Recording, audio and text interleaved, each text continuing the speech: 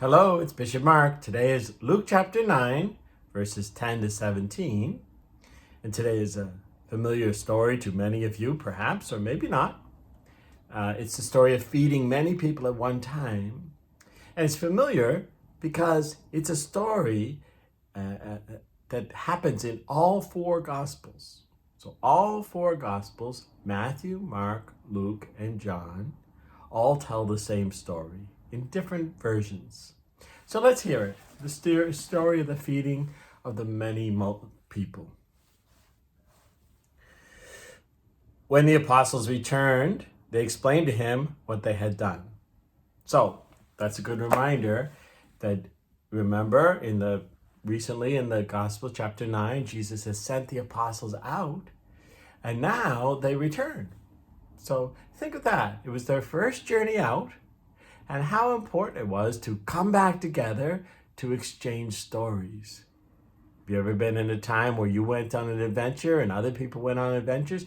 Like maybe you were in school for summer vacation, and you come back and everyone wants to say what happened on their summer vacation, right? Well, this was, Jesus had sent them out, they were separated, and they came back to talk about it. Exciting. So they came back. He took them and withdrew in private to a town called Bethsaida. So in order to talk together, he took them to a quiet place called Bethsaida. Now, Bethsaida is north, and it's out of the way, and it's a small town. And John's gospel tells us that 3 of the apostles grew up there. Peter, and his brother Andrew, and Philip. So at some point, Peter and Andrew obviously moved to Capernaum, where we've been seeing them. But where they grew up is this small place called Bethsaida, and also another apostle, Philip, was there. So he took them to a familiar place, out of the way, just to talk. Okay. The crowds, meanwhile, learned of this and followed him. That happens, doesn't it? They keep finding out where he is, and they keep finding him. He received them and spoke to them about the kingdom of God, and he healed those who needed to be cured. So was Jesus upset that the people found him? No. He, he cured them, he helped them, he ministered to them. He didn't say, go away, we need to talk. Jesus was always open to everyone. And I'm sure he got the talking done with the apostles, but he was always open to whoever came, and still is today. He's open when we come.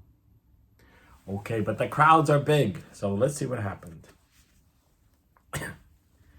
As the day was drawing to a close, the 12 approached him and said, dismiss the crowd so that they can go to the surrounding villages and farms and find lodging and provisions, for we are in a deserted place here.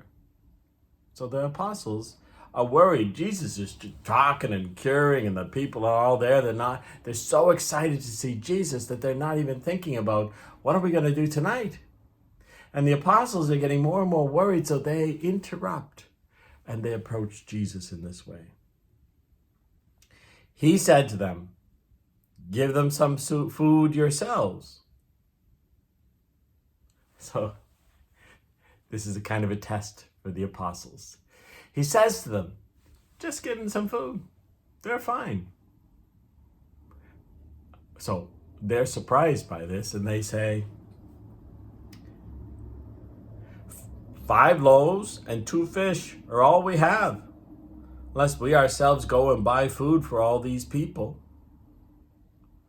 It's interesting, it's the 5 loaves and 2 fish. The loaves are made out of barley, it's like a grain, and the 2 fish. So we know from another gospel that it was from a child that these 5 loaves and 2 fish came from.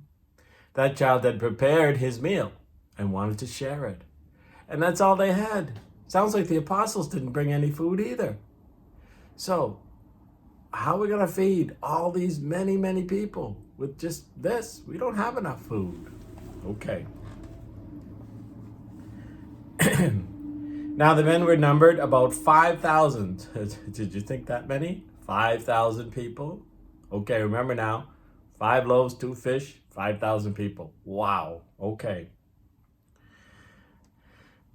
Then he said to his disciples, have them sit down in groups of about 50. They did so and made them all sit down. Then, taking the 5 loaves and 2 fish and looking up to heaven, he said the blessing over them, broke them, and gave them to his disciples to set before the crowd. Okay, you got the image? He's got the 5 loaves. It's almost like going to Mass, isn't it? It's supposed to be. We break the bread at Mass and we give it to the people. He took the bread, he broke it, and the fish, and he distributed it, and he presented it to the people. Okay, now something cool happens. They all ate, all 5,000, and were satisfied. And when the leftover fragments were picked up, they filled 12 wicker baskets. Okay. There are 2 ways that people say, how did this happen? The first way is what people without faith believe. And the second way is what people with faith believe. So I'm a person of faith, so I believe the second one. Okay, is that confusing? Okay, the first one is this child, because we know from another gospel, the 5 loaves and 2 fish came from a child. This child shared what he had brought, and therefore Jesus had them all share what they had brought.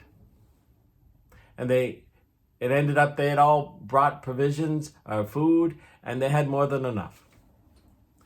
That's the simple way to tell this story. It was a great miracle because everyone shared. But that's not what we believe as Catholics, because of the other Gospels too. We know that Jesus broke the fish, broke the bread, and it multiplied. In other words, he broke the bread and it just kept multiplying, just kept getting more and more and more. You know, it was a miracle. If Jesus can raise someone from the dead, which he's done twice in this gospel, Jairus' daughter and the son of the widow of Nain. If he can heal people that with madness, if Jesus is the Son of God, clearly he can break bread and multiply it. And we believe in the miracles of Jesus. So we shouldn't be looking for ways that we can understand every miracle of Jesus, because we're not Jesus. We're not God. We have to believe in the miraculous power of Jesus, who is God. Okay, but that's the story, Luke's version, of the feeding of the 5,000 people by multiplying the loaves and the fish. Peace to you. See you next time.